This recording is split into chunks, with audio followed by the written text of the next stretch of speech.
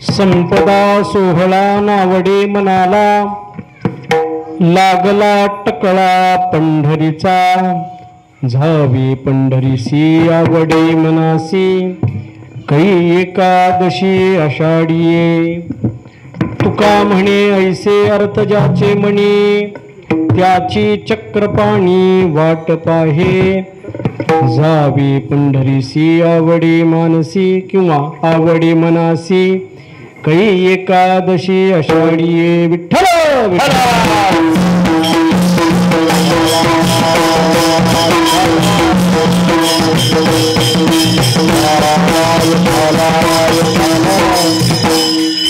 ब्रह्मानंदं परमसुखदं केवलं ज्ञानमूर्तिं, द्वन्द्वातीतं गगनसदृशं, तत्त्वमस्यादिलक्ष्यम्, एकं नित्यं विमलमचलं, सर्वधी साक्षिभूतं, भावातीतं त्रिगुणरहितं, सद्गुरुं तन्नमामि. यदक्षरमनाख्येयम् आनन्दं भज केवलम्, श्रीमन्निवृत्तिनाथेति ख्यातं दैवतमाश्रये,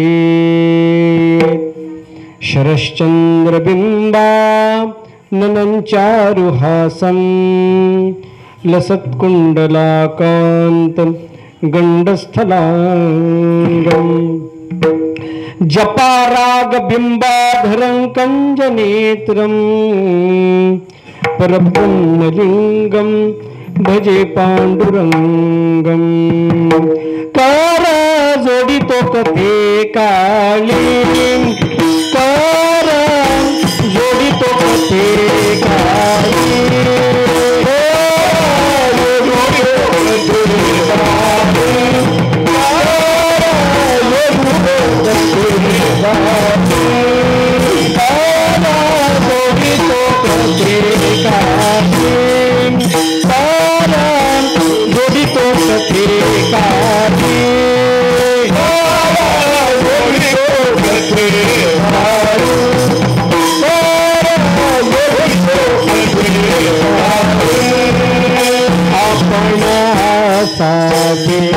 गवारी आपण आसावी, गवारी कारा जोडितो कथे काळी, कारा जोडितो कथे काळी,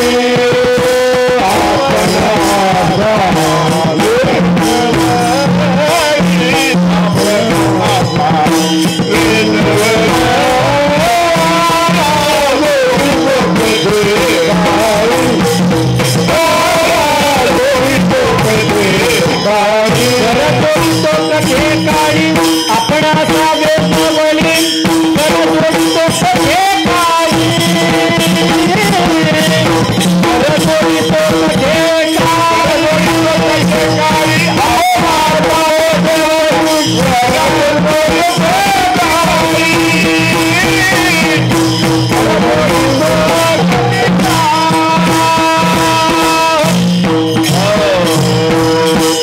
जयांचे केलिया स्मरण होय सकळ विद्येचे अधिकरण, तेची वंदू श्री चरण श्री गुरूंचे, ते नमस्कारुनी आता.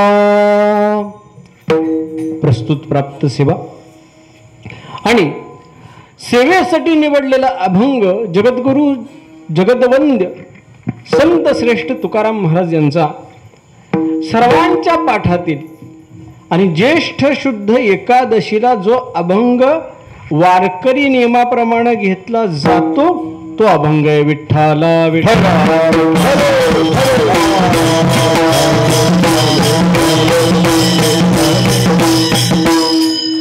वारकरी संप्रदायामध्ये काही दंडक ठरलेले आहेत.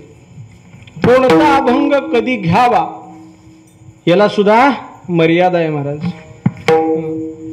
आषाढ शुद्ध एकादशीला अभंग घेतला हा चालेल का? चालत नाही. अभंग फाल्गुन शुद्ध एकादशीला घेतला चालेल का? चालत नाही. मग याच एकादशीला घ्यायचं काय कारण आहे हो? विशेष कारण आहे महाराज. कारण आजपासून बरोबर 11व्या दिवशी काय होते, माऊली ज्ञानेश्वर महाराजांचं, जगद्गुरू संतश्रेष्ठ तुकोबारायांचं प्रस्थान होते. आणि त्यांच्या अंतःकरणामधली जी अवस्था आहे ती अवस्था या अभंगाच्या माध्यमातून सांगितली. म्हणून ज्येष्ठ शुद्ध एकादशीला हा अभंग घ्यावा असा वारकरी संप्रदायामध्ये एक दंडक आहे महाराज. काय सांगतात महाराज, संपदा सोहळा नावडे मनाला. तुकोबारायांना कुणीतरी विचारलं, तुकोबाराय काय आवडतं तुम्हाला? त्यांनी सांगितलं, संपदा सोहळा नावडे मनाला. मला संपदा आवडत नाही, मला सोहळा आवडत नाही. मग म्हणले काय आवडतं? त्याने सांगितलं, लागला टकळा पंढरीचा, किंवा करीते टकळा पंढरीचा. आता मला दुसरं आवडतंय का काही? आता दुसरं काहीच आवडत नाही, एक पंढरीचा टक्कळा मला लागलाय. मग पहिल्या चरणामध्ये नावड सांगितली आणि दुसऱ्या चरणामध्ये आवड सांगितली महाराज. जावे पंढरीसी आवडे मानसी, किंवा आवडे मनासी. मला काय आवडतं तर पंढरपूरला जायला आवडतं. आणि कधी? मग माझ्या अंतःकरणामध्ये असा विचार रात्रंदिवस येतो, कै एकादशी आषाढी, कधी एकादशी आषाढीची येईल आणि मी भगवान पंढरीनाथाच्या दर्शनाला जाईल. विचारलं का हो? म्हणले तुम्ही देवाच्या दर्शनाला जाताय, काय विशेष आहे? म्हटले आम्ही पण देवाच्या दर्शनाला जातोच की. मग तुमच्यामध्ये आणि आमच्यामध्ये काय बदल आहे, काय फरक आहे? त्यांनी एका चरणामध्ये आमच्या तुकोबारायांनी सांगितलं महाराज की ज्याच्या अंतःकरणामध्ये संपदेच्या संबंधानं आवड नाही, ज्याच्या अंतःकरणामध्ये कोणत्याही पद्धतीचा संसार आवडत नाही, आणि रात्रंदिवस फक्त आणि फक्त जो पंढरीचा टकळा करतो भगवंत त्याच्यासाठीच आहे महाराज. तुका म्हणे ऐसे अर्थ ज्याचे मनी, अशी इच्छा ज्याच्या अंतःकरणामध्ये आहे त्याची चक्रपाणी वाट पाहे. कुणाची वाट पाहत उभारलाय? आपली नाही. ज्याच्या अंतःकरणामध्ये संपदेची, ज्याच्या अंतःकरणामध्ये कोणत्याही अन्य गोष्टीची, सोहळ्याची अपेक्षा नाही, तो पंढरीनाथ पांडुरंग त्यांच्या दर्शनासाठी उभारलाय. विठ्ठल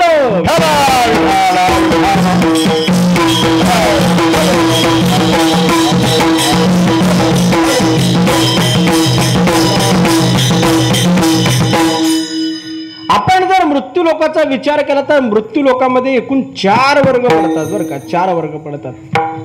पहिला आहे तो ज्ञानी, दुसरा आहे तो जिज्ञासू, तिसरा आहे तो विषयी आणि चौथा आहे तो पामर. या 4 पद्धतीचे वर्ग या मृत्यू लोकामध्ये आहेत. साध्या सोप्या शब्दामध्ये जर सांगायचं म्हणलं तर पहिला वर्ग आहे की ज्याला सगळ्याची प्राप्ती आहे. दुसरा वर्ग असा आहे की तो प्राप्त करून घेण्याची इच्छा करतोय. तिसरा वर्ग असा आहे त्याला प्राप्त करून घ्यायचंच नाहीये. आणि चौथा वर्ग असा आहे की त्याला प्राप्त काय करावं हेच कळत नाही. अशा 4 पद्धतीचे वर्ग आहेत. पहिला ज्ञानी आहे, त्याला प्राप्त झालंय सगळं, आता त्याचं काही उरलंय का? आता त्याचं काहीच उरलं नाही महाराज.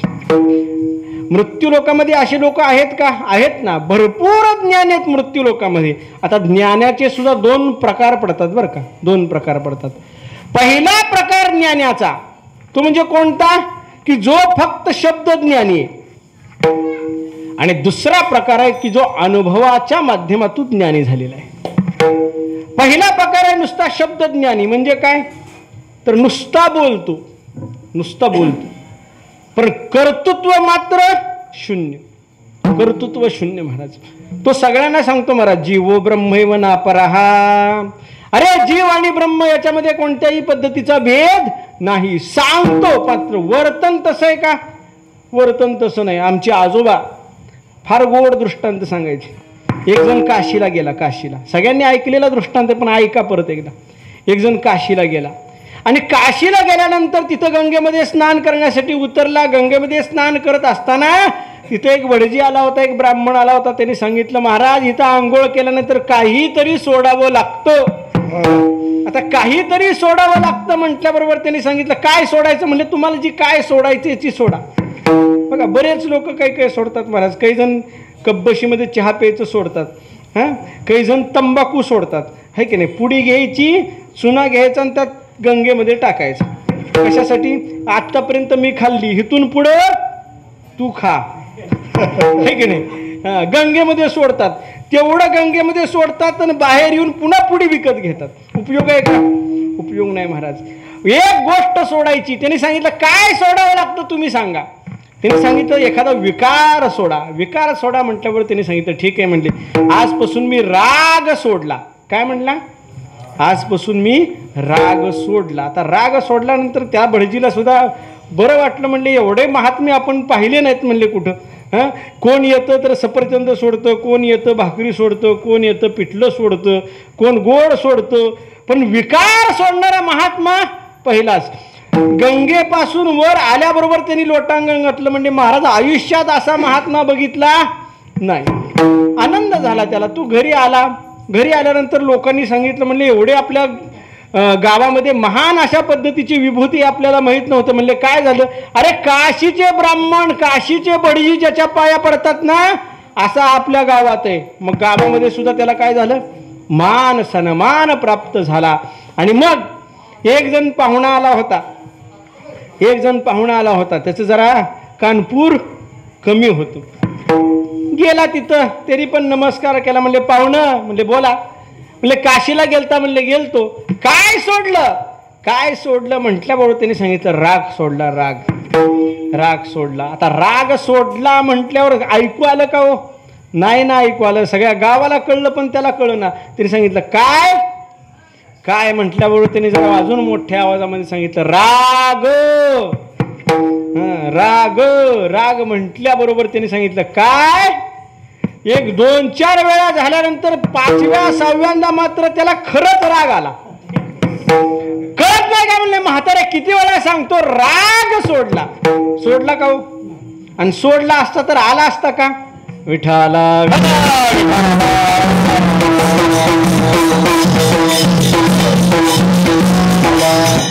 अरे गावामध्ये ज्ञानी कोण आहे तर हाय, पण गावामध्ये ज्ञानी असून सुद्धा निग्रह आहे का? निग्रह नाही.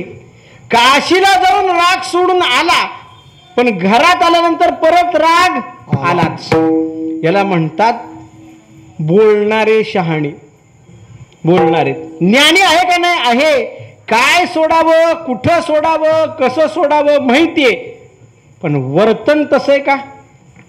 वर्तन तसं नाही. तुकोबराय त्या गोष्टीचा निषेध करतात महाराज. आणि एक नो हे माझे मना होवा पंडित शहाणा, त्याचा उपयोग नाही म्हटले. हे बोलणारे पंडित उपयोगाचे नाहीत, बोलणारे ज्ञानी उपयोगाचे नाहीत.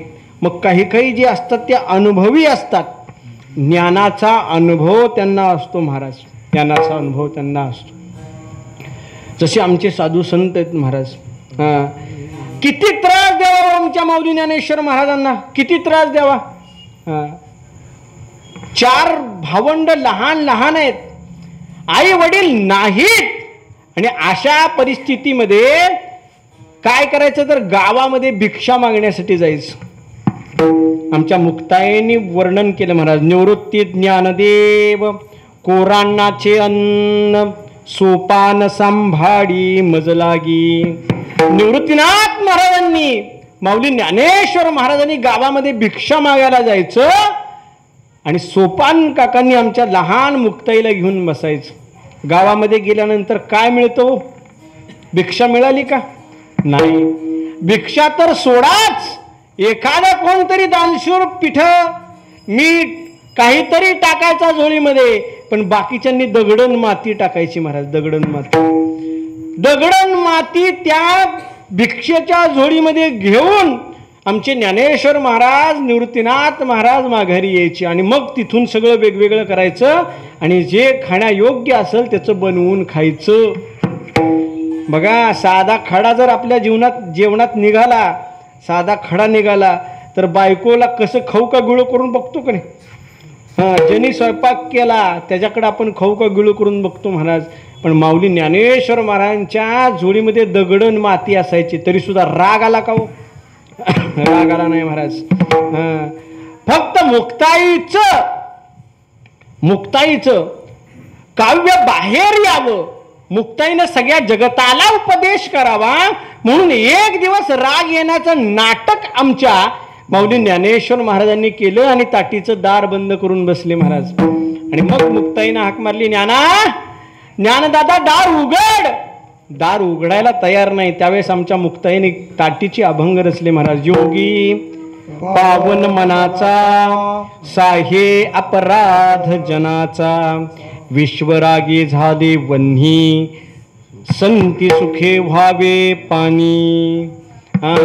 रागानं विश्व लाल आगीसारखं जरी झालं तरी सुद्धा संतांनी पाणी व्हावं आणि काय करावं? सगळ्या विश्वाला शांत करावं. कोण सांगते? आमची मुक्ताई सांगते महाराज. ज्ञानेश्वर महाराजांना राग आला का हो? राग आला नाही, पण रागाचं नाटक मात्र केलं. याला म्हणायचं संत, याला म्हणायचं ज्ञानी. आमच्या तुकोबारायांना मागच्याच वारीमध्ये आपण दृष्टांत पाहिला महाराज. आमच्या तुकोबारायांना काय केलं हो? काठीनं मारलं मंबाजीबांनी, पण शेवटी कीर्तन सोडून मंबाजीबांच्या दर्शनासाठी गेले का नाही तुकोबाराय? याला म्हणतात संत, याला म्हणतात ज्ञानी.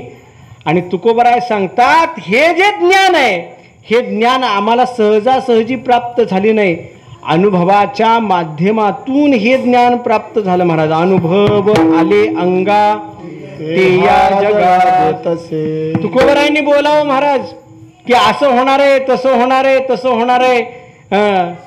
एक होता महाराज खाली बसून कीर्तन ऐकणारा, त्यांनी प्रश्न विचारला, महाराज हे खरं आहे का? होईल का तुमच्या बाबतीमध्ये? तर तुकोबारायांनी सांगितलं, मलाच कळेल असं नाही, तुम्हाला सुद्धा कळेल महाराज. बडबडीची वाणी अथवा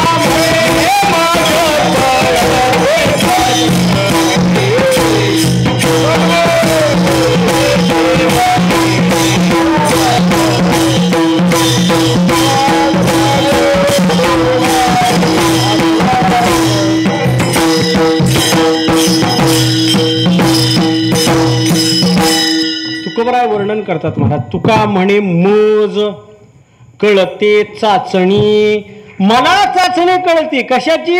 बडबडीची वाणी अथवा सत्य. सत्य आहे का बडबड आहे हे माझी मला माहिती आहे महाराज. दुसऱ्या कुणाला सांगायची गरज? भक्ती ते नमन, वैराग्य तो त्याग, ज्ञान ब्रह्मी भोग ब्रह्मतनु, देहाच्या निरासे पाविजे या ठाया, माझी ऐसी काया जवनोही, उदकाग्नी धान्य झाल्या घडे पाक, एकाविन एक कामा नये. तुका म्हणी मज कळते चाचणी, बडबडीची वाणी अथवा सत्य. तुकोबाराय म्हणतात ही काया ब्रह्मस्वरूप होईल, ही काया ब्रह्मस्वरूप होणार. लोकांनी तुकोबारायांना काय केलं? शक्य नाही म्हणले तुकोबाराय, पंचमहाभौतिक काळ आहे, कशी होणार ब्रह्मस्वरूप? तुकोबारायांनी सांगितलं तुका म्हणे मज कळते चाचणी, माझी मला चाचणी म्हटले. आणि तुम्ही सुद्धा बघाल की माझी वाणी बडबडीची आहे का सत्य? सत्य झाली का नाही वाणी? सत्य झाली महाराज. कीर्तन चांग, कीर्तन चांग, होय होय अंग, हरे रो ब्रह्मभूत काय होताचे कीर्तन, ब्रह्मभूत काय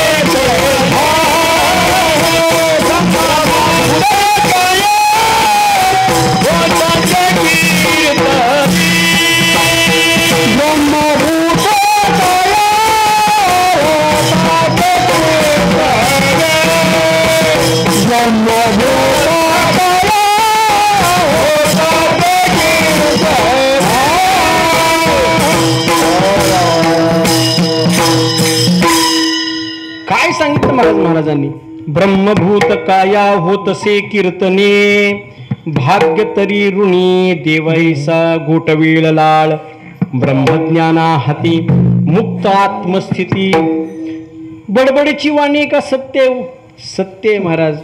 आणि तुकोबारायांनी ते करून दाखवलं काय करून दाखवलं महाराज. प्रयाण काळी देवे विमान पाठविले कलीच्या काळा माझी अद्भुत व्रती येले मानवी देह घेऊन निजधामा गेले निळामणी सकळ संता तो अंतकाळी विठू आमासी पावला पुढी सहित झाला गुप्त तुका. काय अधिकार आहे महाराज आमच्या तुकोबरायांचा आमच्या माऊली ज्ञानेश्वर महाराजांचा.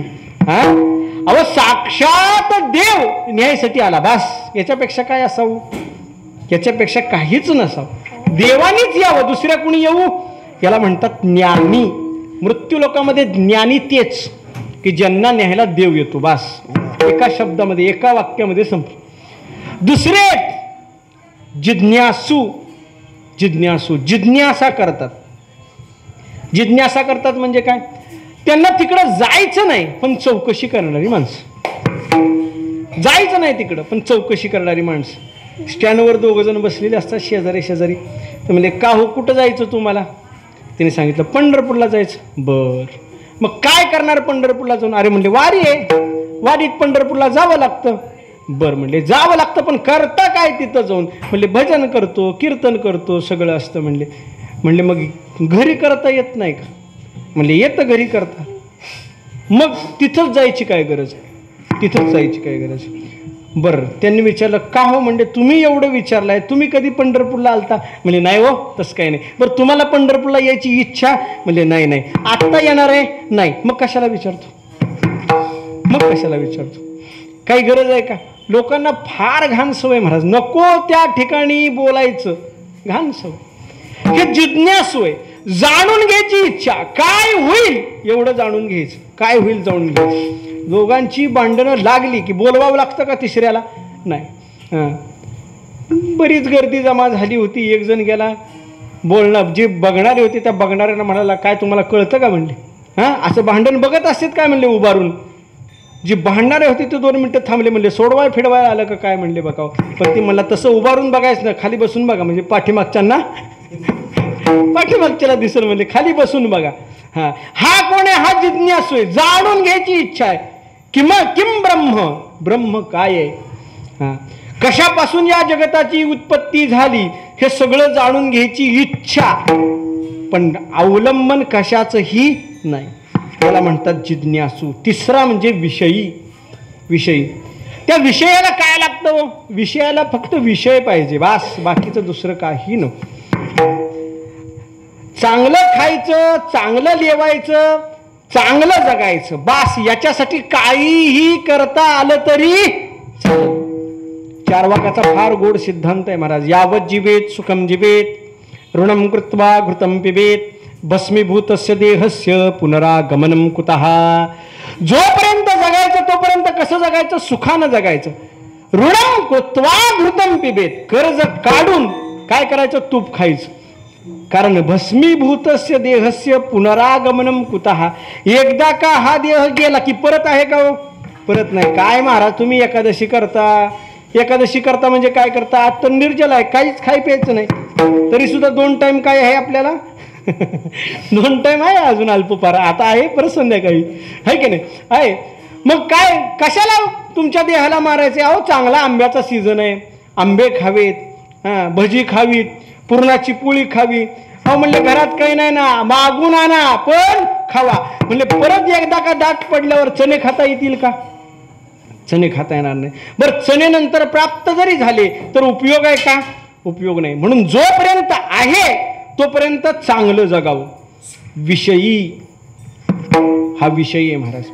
हा विषयी काय करतो तर देहालाच आत्मा मानतो आणि देहाचे लाड पुरवण्याचं काम करतो महाराज. बरं, आपल्यामध्ये कोण असं नाही अशातला भाग आहे का? मी म्हणत नाही, तुकोबाराय म्हणतात महाराज, विषय ओढी भुरले जीव. विषय ओढामध्ये जीव भुलले ना, सगळे विषय पाहिजेत महाराज, सगळे विषय पाहिजेत. कोणकोणते विषय आहेत? 5 विषय: शब्द, स्पर्श, रूप, रस, गंध. हे 5 विषय त्यांना लागतात.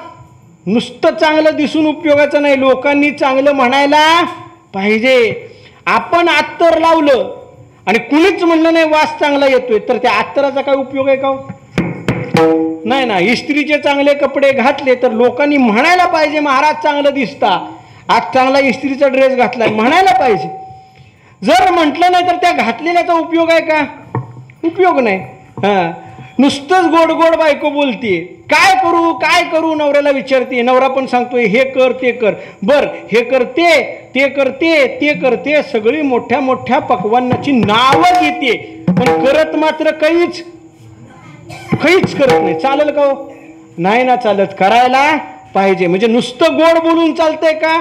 नाही, गोड खाऊ सुद्धा घालायला पाहिजे. म्हणजे सगळे विषय लागतात का नाही? सगळे विषय लागतात महाराज. एक सुद्धा विषय कमी चालत नाही. याला म्हणतात विषयी. ह्याला काय म्हणतात? विषयी म्हणतात. आणि चौथा प्रकार आहे की ज्याला पामर म्हटलं जातं. पामर. पामर कोण? मी नेहमी सांगतो, पाप्यामध्ये आणि पामरामध्ये फरक आहे. पाप्यामध्ये आणि पामरामध्ये फरक आहे. पापी कोण?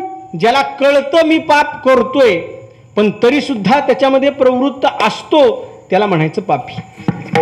आणि पामर म्हणजे कोण? त्याला पापच कळत नाही, त्याला पापच कळत नाही, त्याला पामर म्हटलं जातं महाराज. लहान मुलगा आहे, लहान मुलगा आहे, त्याच्यासमोर कारलं धरा आणि त्याच्यासमोर गाजर धरा, दोन्ही त्या हातामध्ये घेईल का नाही? घेईल.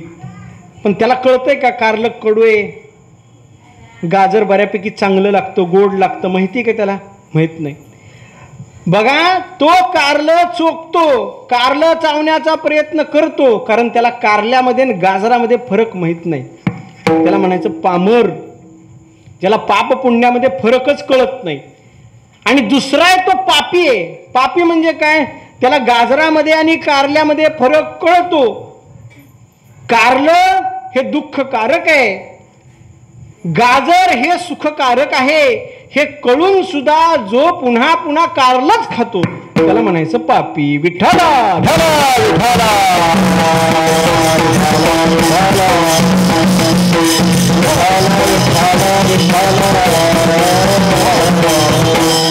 बघा बर का.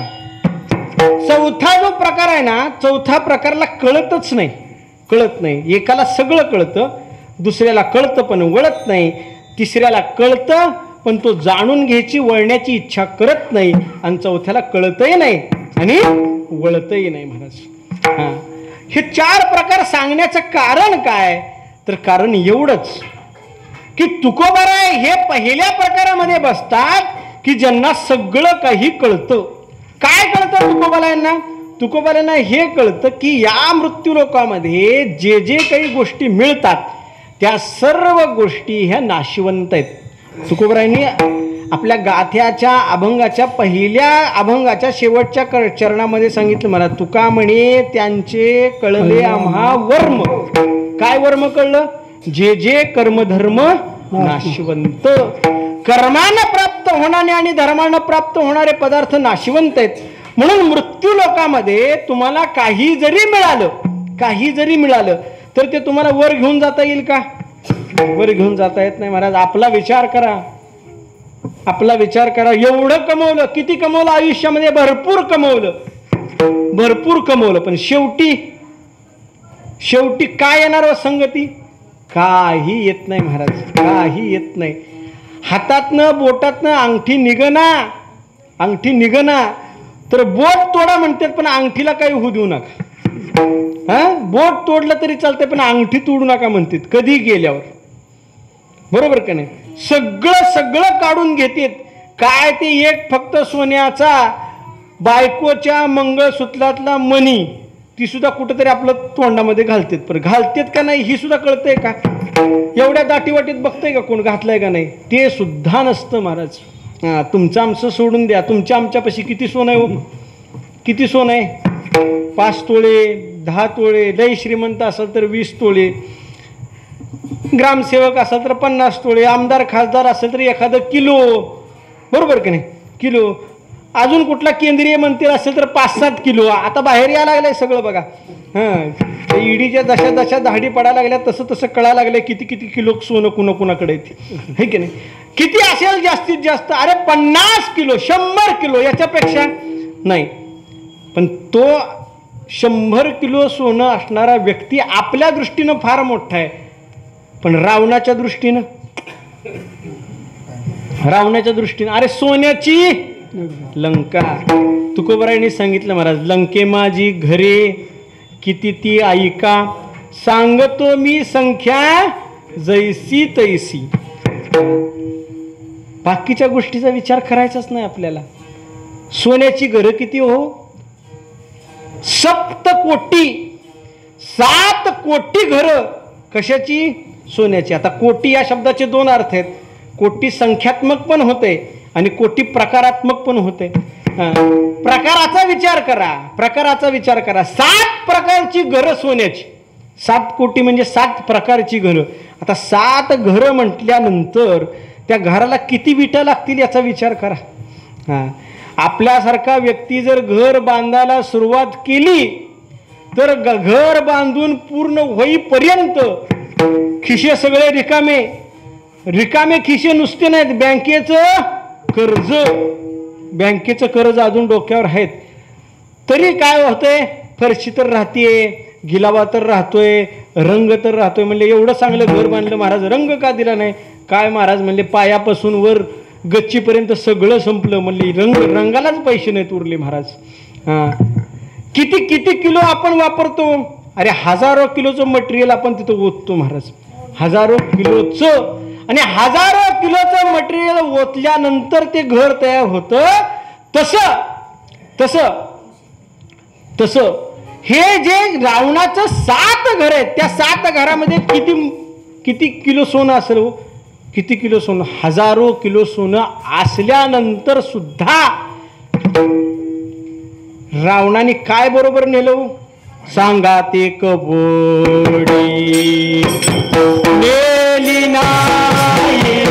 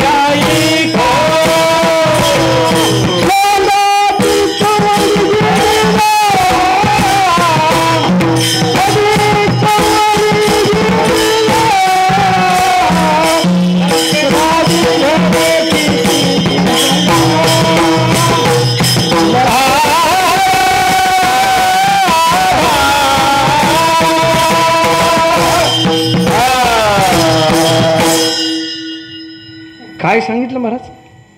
सांगा ते कवडी नेली. सांगाता म्हणजे संगतीनं बरोबर कवडी सुद्धा घेऊन गेला नाही. मग मला सांगा, एवढी सगळी संपत्ती मिळवली कुणासाठी हो? कुणासाठी? इंद्रजित तर आधीच गेला बिचारा. आपण म्हणू शकतो पोरं आहेत, नातू आहेत, अमके आहेत, तमके आहेत, पण त्याचं तसं काहीच नाही महाराज. इंद्रजित डोळ्यासमोर गेला. कुणासाठी कमावलं? अरे कुणासाठीच नाही. मग या मृत्यू लोकामध्ये जे कमवलं ते इथं जर सोडून जायचं असेल तर कमवायचं कशासाठी? कमवायचं कशासाठी? पहिला गोष्ट हे कळतं फक्त ज्ञानी व्यक्तीला. आणि म्हणून त्या ज्ञानी व्यक्तींना कितीही आमिष दाखवा, कितीही आमिष दाखवा, तो व्यक्ती या प्रपंचामध्ये भुलत नाही. तुकोबराय सांगतात, आणिक न लगे माईक पदार्थ तेथे माझे अर्थ. अनेक माईक पदार्थ नकोच. म्हणले माईक पदार्थ मृत्यू लोकातले देत नाही, म्हणले दुसऱ्या लोकातले देतो. ते म्हणले ब्रह्मादिक पदे दुःखाची ते दुश्चित जणी जडो देशी, त्याचाही निषेध आहे. म्हणजे त्यांना माहिती की मृत्यू लोकातले पदार्थ नाशिवंत आहेत. बर, आज तुम्ही मला महाराज म्हणताय, माझ्याकडे आदरानं पाहताय, पण उद्या पाहताल सांगता येईल का? सांगता येत नाही महाराज.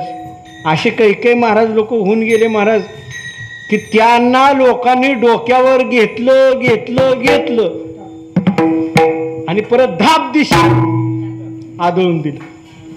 आहेत का नाही? आहेत. आपल्याकडचे कमी, तिकडं गुजरातमध्ये एकदा फेरफटका मारून या म्हणजे कळतंय, तोपर्यंत कळत नाही. सगळेजण म्हणायचे कापू कापू, कशाचा कापून काय, कुठे आहे आता? हे मी म्हणत नाही बरं का. चिरंजीव पदामध्ये नाथ महाराज म्हणतात, मग जे जे जन वंदिती तेची त्याची निंदा करीती परी अनुताप नुपज. जे जे जन वंदिती, जे जे आपल्याला नमस्कार करतय ना तेच त्याची निंदा करते. तेच लोक काय करतात? त्याची निंदा करतात. हे लक्षात ठेवा. मग जर समजा आज मान प्राप्त झाला तर उद्या होईल सांगता येईल का? बरं, ह्या लोकांचं काय खरं आहे का? लोकांचं काही खरं नाही महाराज. लोक जैसा ओख धरिता धरवेना. तुकोबर आहे, लोकांना कशाची उपमा देतात? उलटीची उपमा देतात. उलटीची. पोटात पण साठवता येत नाही, हातात पण धरता येत नाही, अशी लोक आहेत महाराज.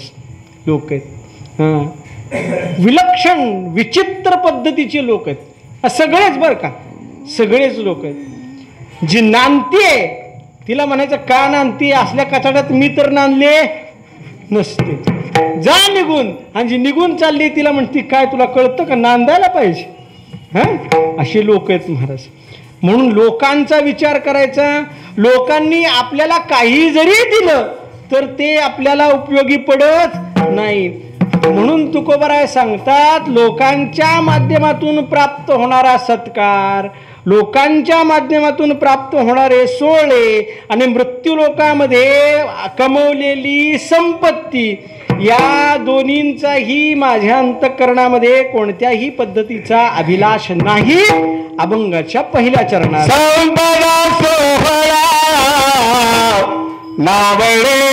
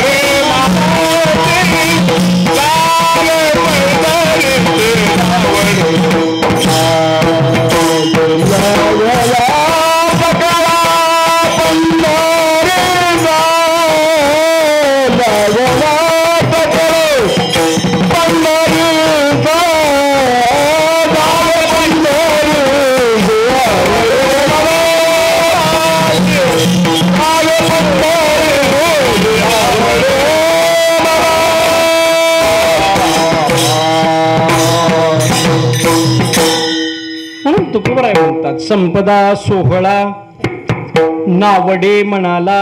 मला मनाला ही संपदा सोहळा आवडतच नाही. का आवडत नाही? आवडत नाही का आवडत नाही तर त्याची दोन कारणं सांगितली. पहिलं गोष्ट म्हणजे हे नाशिवंत आहे आणि दुसरी गोष्ट म्हणजे हे दुःखकारक आहे. पैशानं सुख मिळतं का? पैशानं सुख मिळत नाही, पैशाने दुःख मिळतं. दुःख मिळतं. किती दुःख मिळतं बघा बरं का. एक मोठा सावकार होता. ऐका गोष्ट सांगतो, दृष्टांत आहे. एक मोठा सावकार होता आणि त्या सावकाराला रात्रंदिवस झोप लागत नव्हती. सदा विचार कशाचा? पैशाचा विचार. एवढं पाहिजे, एवढं पाहिजे, एवढं पाहिजे, एवढं कमी. विचार केला काय करावं. त्याच्या समोरच एक कुटुंब राहत होतं महाराज. कमवायचं आणि जगायचं आनंदाने. ते कुटुंब असं होतं, 2 मुलं, नवरा बायको. नवरा दुसऱ्याच्या शेतामध्ये राबायला जायचा. राबल्यानंतर घरी येताना किराणाचं सामान आणि पोरांना खायला काहीतरी गोड आणायचं.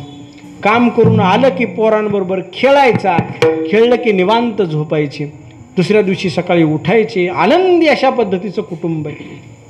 त्याच्याकडे बघून त्याला हेवा वाटायचा. म्हणजे काय सुखी माणूस आहे म्हटलं. एवढी संपत्ती असून उपयोग आहे का? उपयोग नाही. ते असंच एकदा त्यांच्याकडे बघत असताना त्याचा दिवाणजी तिथं आला आणि दिवाणजीने विचारलं, का हो महाराज काय चाललंय? म्हणले किती सुखी कुटुंब आहे म्हणतो. मला झोप का येत नाही, मला का असं माझ्या मुलांबरोबर खेळू वाटत नाही, सांग. त्याने सांगितलं तुम्हाला रोग आहे म्हटले. रोग? तुम्हाला कसला रोग आहे? म्हणजे 99चा रोग आहे तुम्हाला. 99चा. कसला रोग? 99. इतके रोग ऐकले पण 99चा रोग ऐकलाय का कोणी? नाही. पण प्रत्येकाला आहे का नाही बघा. दृष्टांत संपल्यानंतर कळलं तुम्हाला. म्हणले काय भानगड आहे 99चा रोग? म्हणजे तुम्हाला सांगतो म्हटले. म्हणजे काय करा, 99,000 रुपये मला उसणे द्या म्हटले. फक्त 99,000 ते मला घेऊन जा. पण माझा रोग बरा होईल? म्हणले होय, तुमचा रोग 100% बरा होईल. त्यांनी तिजोरी उघडली, त्यातून 99,000 रुपये काढले आणि त्याच्या हातात दिले. म्हणले काय करणार? म्हणले दाखवतो तुम्हाला हा रोग किती वाईट आहे. ते समोर कुटुंब दिसतंय ना म्हणले, हे कुटुंब हसतं खेळतं कुटुंब आहे. पण याला जर 99चा रोग लागला तर निश्चित पद्धतीने हे सुद्धा तुम्हाला दुःखी दिसेल.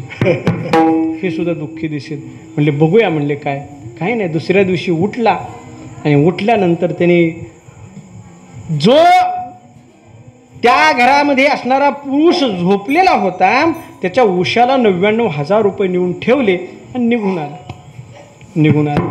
आता 99,000 रुपये ठेवल्याबरोबर सकाळी उठला आणि बरोबर वर हात गेला टॉवेल घ्यायसाठी. बघितलं तर काहीतरी जड लागलं. उठून बघितलं, पैसे दिसले. भरपूर पैसे दिसल्याबरोबर आत गेला आणि पैसे मोजले. किती भरले? 99,000 भरले. त्याला वाटलं काहीतरी चूक झाली. म्हणले पहिल्यांदा मोजताना आपण जर बँकेमधनं पैसे काढायचे असतील तर 1,00,000 काढू, 10,000 काढू का 99,000 का 9,900 काढू? तो म्हणला काहीतरी चूक झाली. म्हणले परत मोजायला सुरुवात केली. परत मोजलं तर पुन्हा 99,000च भरले. आता 99,000 पैसे ज्याच्याकडे होते, रुपये ज्याच्याकडे होते, त्याला वाटलं 1,000 जर मिळालं असतं तर किती झाले असते? 1,00,000 झाले असते. म्हणजे 1,00,000 झाले असते. त्याने विचार केला लवकरात लवकर 1,00,000 रुपये जमवायचे. खड्डा खाणला. त्या खड्ड्यामध्ये हे 99,000 पुरून ठेवले आणि गेला कामाला गेला. काम केलं. 300 रुपये हातात पडले आणि 300 रुपये हातात पडले आणि घरी येत असताना विचार करायला लागला की आपल्याला 1,00,000 रुपये तयार करायचे. 1,00,000 रुपये तयार करायचे. पण जेवणासाठी आपल्याला किराणा घ्यावा लागेल. 200 रुपयाचा किराणा घेतला. उरले 100 रुपये. तो विचार करू लागला 100 रुपये रोज म्हणलं तर आपल्याला 1,000 रुपये जमवायला 10 दिवस लागतील. पण परत मनामध्ये विचार आला दररोज आपण मुलांना काहीतरी खायला घेऊन जात असतो का? जात असतो. 50 रुपयाचं खायला घेऊन जात असतो. त्याने विचार केला एक दिवस खायला नाही नेलं तरी बिघडल का?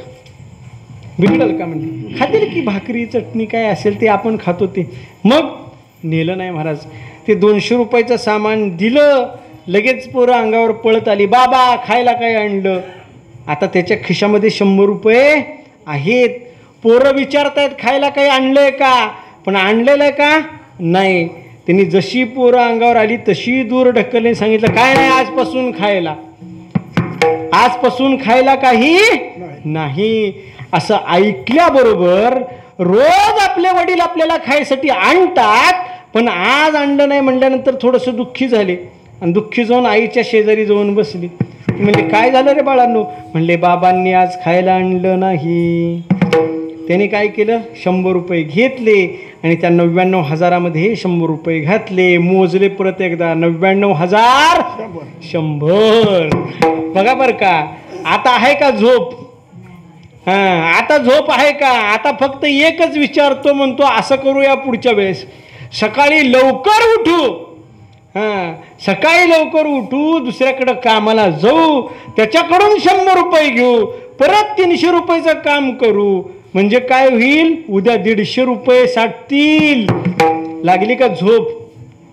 लागली नाही महाराज. याला म्हणतात 99चा रोग. मला सांगा आता कुणाला 99चा रोग आहे? ज्याला रोग नाही त्याने हात वर करावा. आहे का एक कोणतं? कुणीच नाही महाराज. सगळ्यांना हा रोग आहे. ज्याच्याकडे 99 रुपये त्याला वाटतं 100 व्हावे, 100 आहे त्याला वाटतं 1000 व्हावं, 1000 आहे त्याला वाटतं 10,000 व्हावं, 10,000ला वाटतं लाख व्हावं, लाखाला वाटतं 10 लाख व्हावं, 10 लाखाला वाटतं कोटी व्हावं. असे किती कोट घातल्यावर समाधान होईल हो? तुका म्हणे ज्याची संपदा एवढी तरी समाधान झालं का? बस. सगळ्यांना हा रोग आहे. मग हे पैसे मिळवणं सुखकारक आहे का दुःखकारक आहे? दुःखकारक आहे. मिळवताना दुःख आहे, सांभाळताना दुःख आहे, आणि आपल्यापासून जर ते पैसे लांब गेले तरी सुद्धा दुःख आहे. म्हणून सांगितलं महाराज, ना वडे मनाला, मनाला आम्हाला आवडत नाही. मग दुसरा प्रश्न विचारला, महाराज तुम्हाला आवडतं तरी काय? महाराज तुम्हाला आवडतं तरी काय? महाराजांनी दुसऱ्या चरणामध्ये सांगितलं, महाराज पंढरी आवड मनाली, जावे पंढरी आवड मनाली, जावे पंढरी आवड मनाली, जावे पंढरी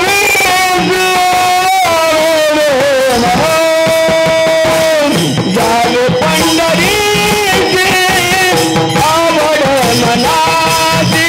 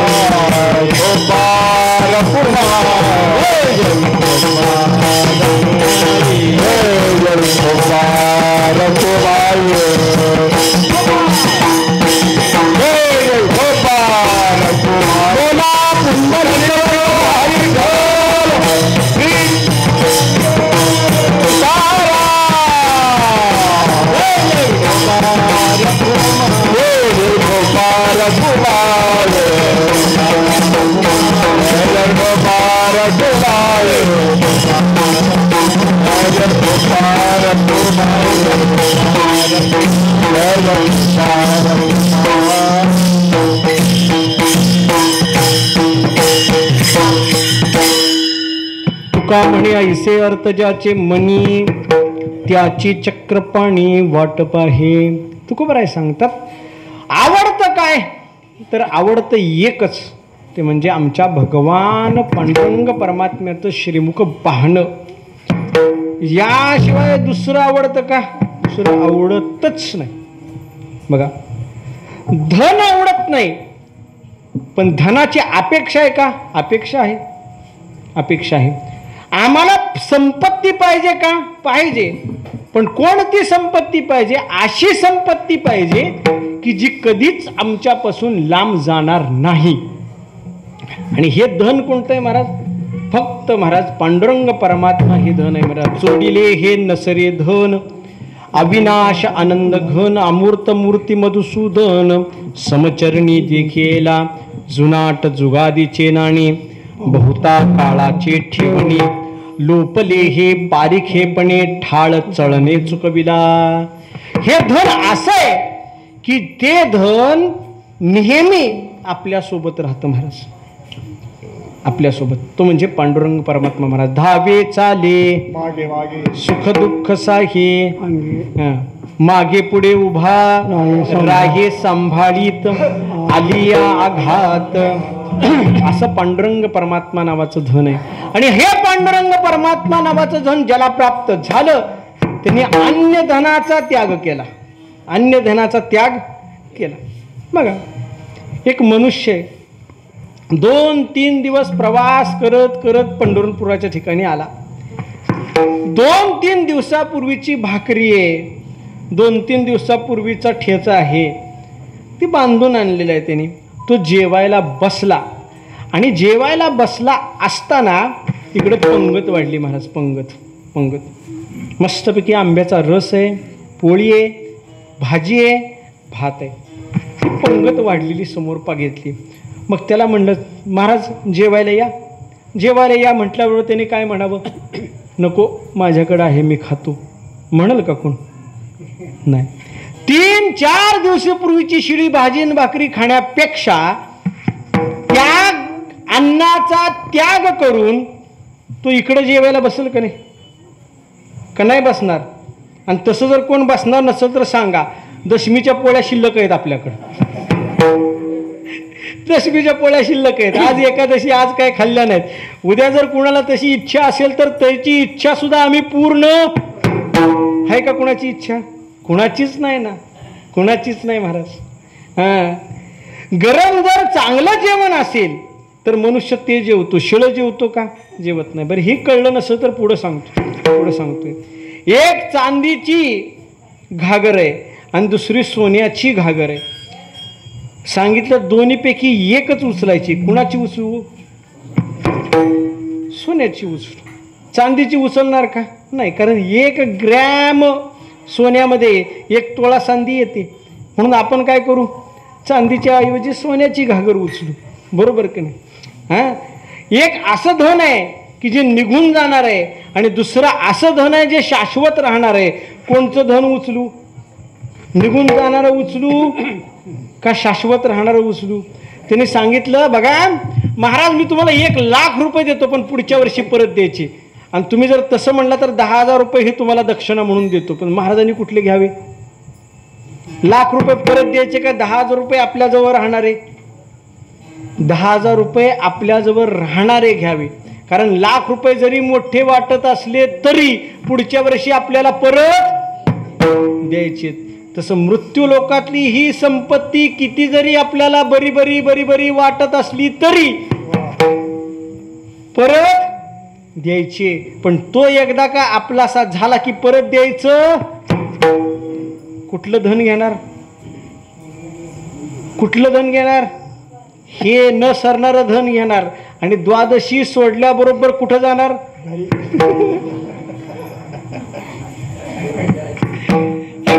आधी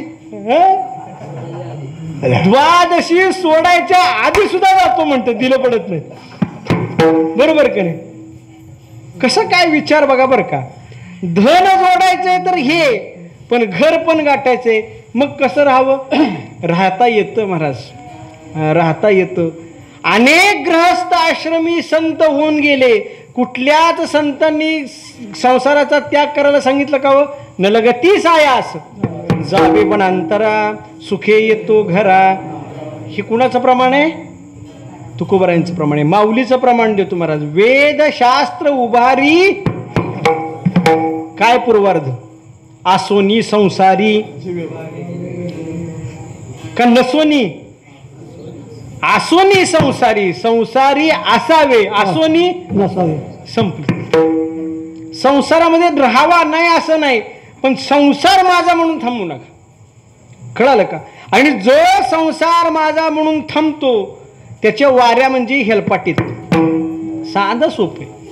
त्याची वाऱ्या म्हणजे हेलपाटीत महाराज. सोलापूरवरून बस निघाली, पंढरपूर स्टँडवर आली, प्रवासी उतरवले, दुसरे प्रवासी घेतले आणि निघून गेली. ड्रायव्हरला विचारलं, का हो एकादशीला कुठे गेलता? म्हणला पंढरपूरला. पंढरपूरला गेलता? म्हणले गेलतो पंढरपूरला. काय केलं? काय नाही म्हणले, प्रवासी उतरवले, प्रवासी घेतले आणि माघारी आलो. तसं तुम्ही ज्याच्या अंतःकरणामध्ये संसार आहे, हां, ते पंढरपूरला आला. काय केलं? म्हणले आलो, थांबलो महाराजाच्या मठामध्ये, दिंडी केली, फराळ केली, हरिपाठ केला, कीर्तन केलं, फराळ केलं, दुसऱ्या दिवशी भजन केलं, पंगत केली ना आलो. कळालं का? काही उपयोग नाही त्याचा. तुमच्या अंतःकरणामध्ये संसाराच्या संबंधानं काही वेळ का होईना, मी संपूर्ण वेळ म्हणतच नाही, काही वेळ का होईना आसक्ती कमी व्हायला पाहिजे. पंढरपूरला आल्यानंतर पांडुरंग परमात्म्याच्या संबंधानं प्रेम निर्माण व्हायला पाहिजे.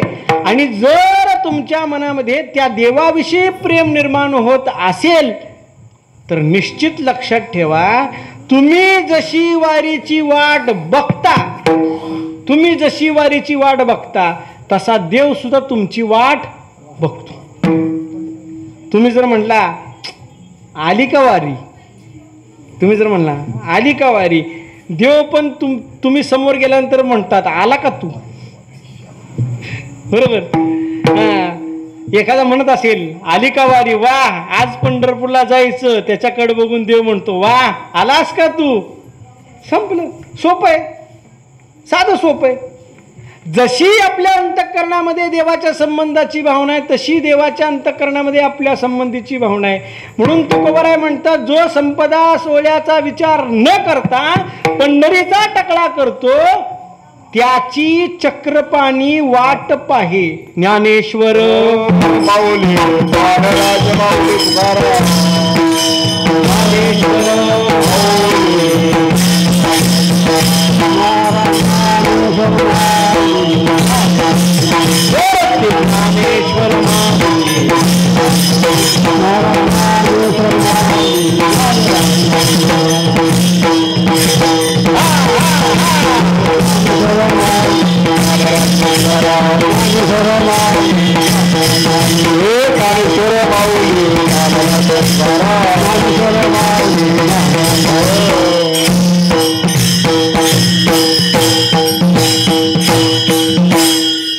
तुका म्हणे ऐसे अर्थ ज्याचे मनी, ज्याच्या अंतःकरणामध्ये जेवढी आर्तता त्याच्यासाठी देव आहे. बोला शेवट.